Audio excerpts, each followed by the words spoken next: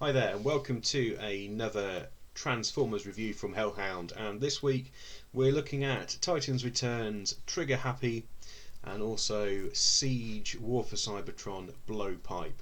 And as you can see, I've got Triggerhappy here, dual wielding today.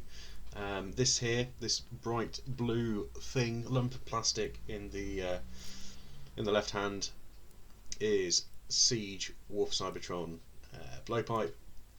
And the white lump of plastic in the right hand is the gun that comes with the Titans Return version. So what we're going to do is have a look at each of these toys, and hopefully you can see this is a really smart figure. Some really nice detailing. Let's have a quick look.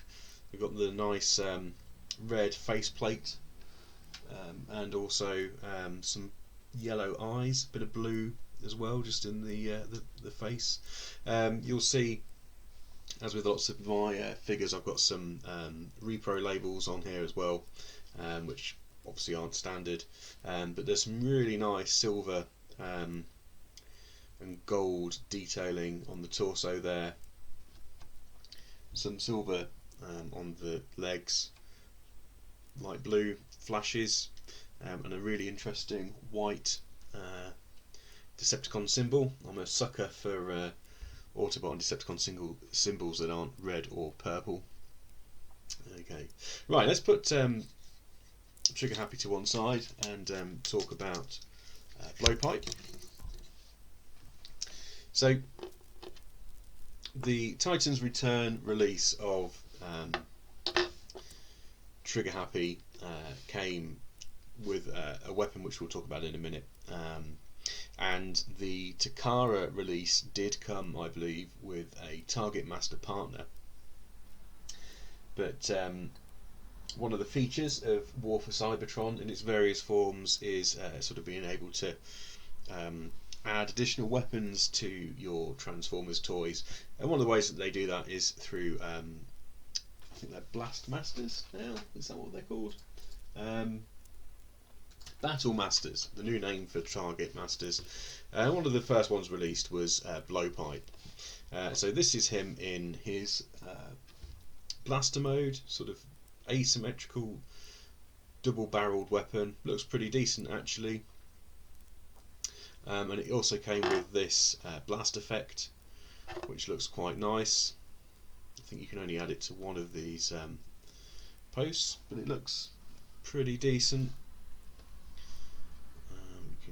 Can you put it on there? You can put it on there, but it would be quite awkward. You can also separate this into two, well, sections. Doesn't quite work so well, but it does mean that you've got a different blast effect there. Don't think this will go on there. No, it won't.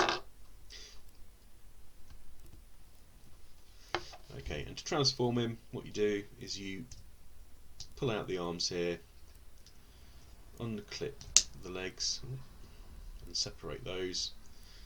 This grey section folds down. You can then move the legs down, flip him over and fold the gun barrels back, and there he is. A little bit of paint there on the face and a very dinky tamper-graphed Decepticon logo.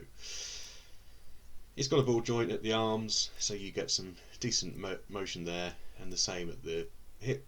It's not too bad for a toy this size, and it does the job. The Targetmasters that were released in Japan for Titans Return were much more complex in the way that they transformed, and they've obviously been simplified down for Siege. You can also remove the gun, and you'll see that there's a 3mm post, and you can peg that in to the side of the arm. And there we go. So he's pretty good, does a job, and they're worth picking up, or when pretty decent to receive when you get them free, as it were, as part of a package with a larger transformer. Yeah, I don't really intend to give this guy a score. I mean, it is what it is really. So let's just transform him back, and we'll have a look at him. with Triggerhappy a bit later. Right, so back to the main event, Triggerhappy, Titans return, Triggerhappy. So as I said, first glance it looks good. It's a nicely proportioned figure, very human I would say in its proportions, nothing outlandish, no exceptionally wide shoulders or narrow waist or anything like that. Really nice looking figure.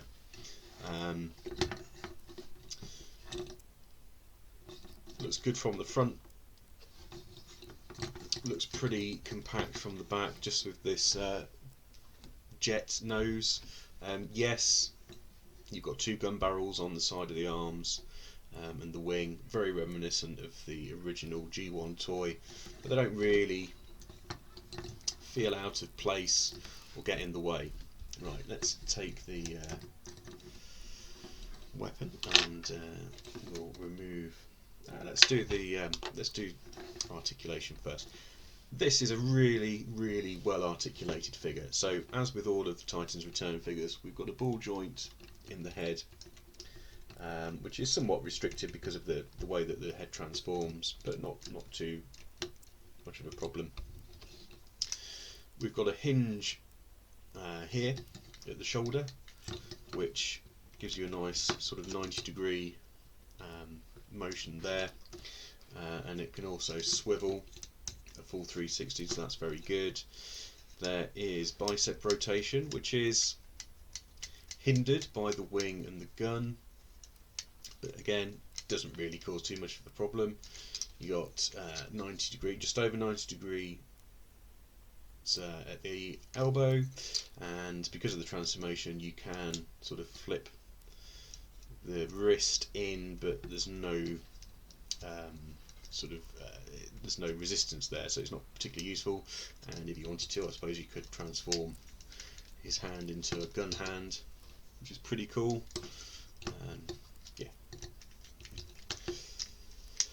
What else have we got? So we've got hip rotation, which again is completely uninhibited, which is great.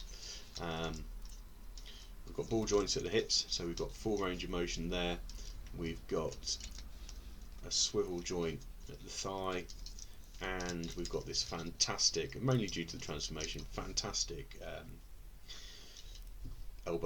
knee bend, which is great. So you can get him into some really interesting poses if you wish. He's probably not going to hold this one, which I've just made up. Oh, he will. So yeah, so you can have some good fun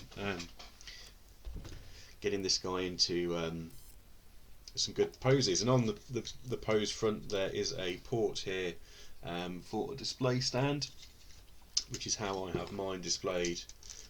So he's sort of, I don't know, leaping in the air or whatever. I think that works quite nicely. Right, so Triggerhappy. Yes, he never was a Headmaster in the original G1 toy line. He was a Targetmaster with Blowpipe as his partner, which we've just had a look at the Siege version. The Titan Master with this toy was also called Blowpipe.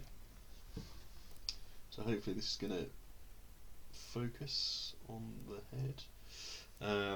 Really nice head sculpt, as many of the Titans Return figures were. And he transforms as usual into a smaller robot with no additional paint detail, but you know, it does a job. It does a job. So he has this grey lump of plastic, which is a weapon, a 4-barreled blaster, which is somewhat reminiscent here of his Targetmaster partner from the G1 days. So the rear here looks a bit like what would be the feet, Targetmaster feet, Targetmaster arms on the side, and then the barrel, which, as you can see, is still sort of asymmetrical. We've got some posts in here, so like most of the Titans Return figures, you can use the weapon mode as some sort of accessory for your Titan Master. I can never get him to actually peg in here, and he would sit there like so. It's not great, to be honest. It's about the only thing that's wrong with this toy, is that the integration of this concept is poor. You can split these apart and make them into two hand rifles or hand blasters, which again works really well, and we'll have a look at that in a moment. Right, so we'll put those off to one side and get Triggerhappy back. So Triggerhappy is a really well regarded figure, and one of the reasons for that is because it has a fantastic transformation sequence, which I'm going to show you now. So first thing to do, I think, is to flip the fists in, and then what we're going to do is bring the guns down. The sides of the torso are going to unpeg, and these are really stiff even now. There we go, like so. Just leave those there for now. Next, what I'm going to do is going to flip them over. I'm going to lift the nose cone up, which will allow me to fold the torso down. I'm then going to spin it around. I'm going to lift the canopy up ever so slightly. That will help me in a little while. And peg the nose cone in like so. Here at the waist, I'm going to spin this around 180 degrees, and then lift. There's a soft ratchet. Well, there's a ratchet anyway. For this joint here, which will allow you to sort of pivot that waist piece up slightly at an angle. Then what we can do is we can press the thighs together, push the feet in, and sort of bring the toes to that sort of angle there, and then just fold this all back up. And there's two tabs here which will tab into these slots like so. Then what we're going to do is we're going to take the sides of the torso and bring those back so that they're flush with the legs, and clip these posts into these holes like so. This peg here will clip into this groove on the forearm. Do that on both sides. Oh, in you go. And then just lift the wings up. We've also got landing gear, which we can flip out here, and some faux landing gear on the back. That is Triggerhappy, who's a bit wobbly, in fighter jet spaceship mode, whatever you want to call it. We have the canopy, so we can pop Targetmaster Blowpipe in there. Close it up, and there we are. And this is one of the best jet, for want of a better word, Transformers we've ever had, in my opinion. I think the Triggerhappy Generation 1 toy, I've never had it. I don't think I've ever actually had it in hand. I've seen plenty of pictures of it, and to be honest, I always thought that the jet mode looked pretty good. All of those Decepticon Targetmaster jets were pretty decent in vehicle mode, and that continued into the versions we got in Titan's Return, to be honest with you. But this is really, really nice. It's got that nice sort of swoosh factor, as you'll have seen. You know, I'm sure you've heard other people described it as, which just makes you want to hold this thing in your hand. If you were a kid, if you're an 8-year-old kid when this came out, I think all your Christmases have come at once, to be honest with you. It looks like it should be out of Star Wars or something. It's just a perfect sci-fi fighter form. I mean, it's ridiculous. You've got these huge cannon on the side, you've got what appear to be sort of guns in the wingtips, lovely gold rocket boosters. I mean, yes, you can see that there's some elements of the robot, particularly these legs, but to be honest, most of it is really well integrated. It looks really, really good. as for his Titan's return weapon, in this mode it's pretty much useless. There's nowhere really to put it that's useful. You could put it into one of these 5mm ports, but it's going to make it lopsided. It works better if you split it into two halves. I mean, there's 5mm ports here, but they're really in the way, so it's a case of putting them under the wing in a typical wing-mounted ordnance position, which again just adds to the firepower. Really gives this toy an aggressive look. Because of the 5mm ports, or the locations of them, again, there's nowhere to put blowpipe, siege blowpipe. I believe that the Takara Legends version of this toy had a 5mm port on the chest, which would allow you to position blowpipe like so. It's a bit of a shame there isn't something in the nose. But even so, taking this figure on its own, it is possibly the best figure released in Titan's Return. Weird Wolf is really good, or Wolfwire, whatever they called him. We haven't got round to reviewing Hardhead, but I really liked Hardhead. I thought that was really good. So good was this figure that they retooled the way that the upper body transformed, and used that as the basis for Misfire and Slugslinger. And if you gave me this figure in a different colour scheme as a new character, I would be quite happy. You could give me three different versions in one box, to be honest, and I'd be happy with that as well. It's really good. On the repaint front, they also used it for Metal Hawk, which I may review at some point. And again, that looks really good. Just one of the best Transformers ever made, in my opinion. If you see it, whether it's loose, whether it's boxed, and it's reasonably priced, it's definitely one to pick up and add to your collection.